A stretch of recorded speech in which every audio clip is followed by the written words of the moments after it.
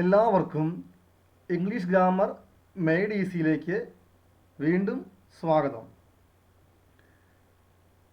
കഴിഞ്ഞ ക്ലാസ്സിൽ നമ്മൾ ക്വസ്റ്റ്യൻ ടാഗിൻ്റെ ഒന്നാമത്തെ മോഡൽ ചെയ്യുന്നത് എങ്ങനെയാണെന്ന് പഠിച്ചു. ഇന്ന് ക്വസ്റ്റ്യൻ ടാഗിൻ്റെ രണ്ടാമത്തെ മോഡൽ ചെയ്യുന്നത് എങ്ങനെയാണെന്ന് പഠിക്കാം. രണ്ടാമത്തെ മോഡലിൽ ചോദ്യത്തിൽ സഹായക ക്രിയ ഉണ്ടാവുകയില്ല. അപ്പോൾ ചോദ്യത്തിലുള്ള വെർബ് നോക്കിയാണ് സഹായക ക്രിയ എഴുതേണ്ടത്. ചോദ്യത്തിലുള്ളത് വെർബിൻ്റെ ഫസ്റ്റ് ഫോം ആണെങ്കിൽ ഡൂവും, സെക്കൻഡ് ഫോം ആണെങ്കിൽ ഡിഡും, എസ് ചേർന്ന ഫോം ആണെങ്കിൽ ഡസുമാണ് ഉത്തരത്തിൽ എഴുതേണ്ടത്. നമുക്ക് കുറച്ച് ഉദാഹരണങ്ങൾ ചെയ്തു നോക്കാം. ചോദ്യം 1, my brother gave you A watch. നോക്കുക, ഈ ചോദ്യത്തിൽ സഹായക്രിയയില്ല. അതുകൊണ്ട് വെർബ് ഏതാണെന്ന് കണ്ടുപിടിക്കുന്നു. ഇവിടെ വെർബ് ഗേവ് ആണ്. ഗേവ് എന്ന് പറഞ്ഞാൽ അത് വെർബിൻ്റെ സെക്കൻഡ് ഫോം ആയതുകൊണ്ട് ഡിഡ് എന്ന് എഴുതുന്നു.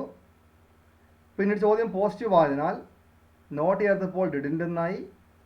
മൈ ബ്രദർ ആണ് സബ്ജക്റ്റ്, ബ്രദർ ആണായതുകൊണ്ട് ഹി എഴുതുന്നു. ഉത്തരം ഡിഡിൻ്റെ ഹി. ചോദ്യം number 2, few peoples know the answer.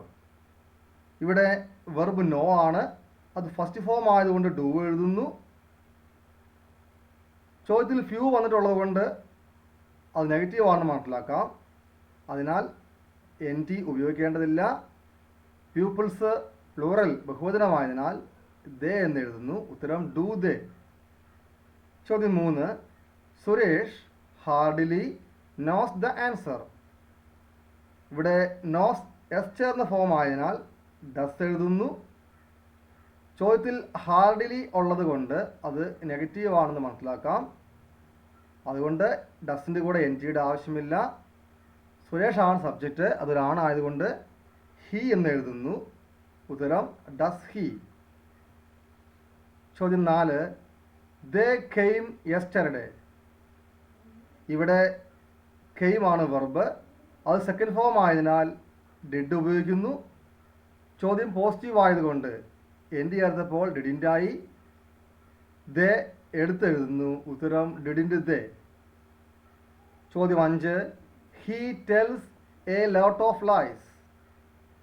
ഇവിടെ ടെൽസ് ആണ് വെർബ്, എസ് ചേർന്ന ഫോം ആയതുകൊണ്ട് ഡസ് എഴുതുന്നു.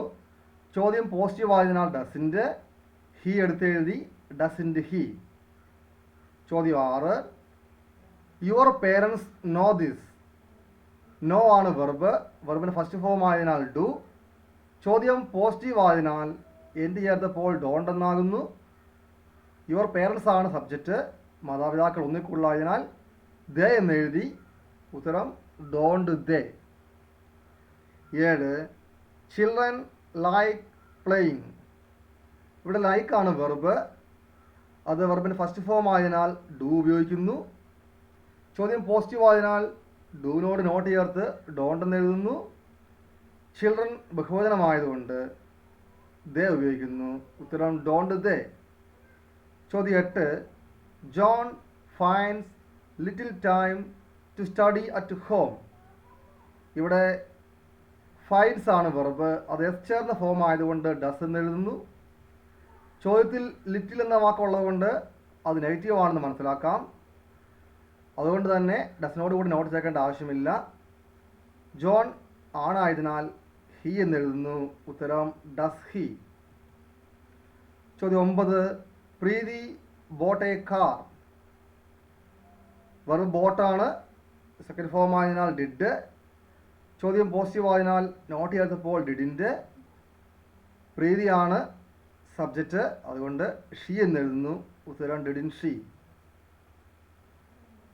ചോദ്യം 10, ഹി നെവർ വർക്ക്സ് ഹാർഡ്. ഇവിടെ വർക്ക്സ് എന്നുള്ളത് എസ് ചേർന്ന ഫോം ആയതുകൊണ്ട് ഡസ് എഴുതുന്നു.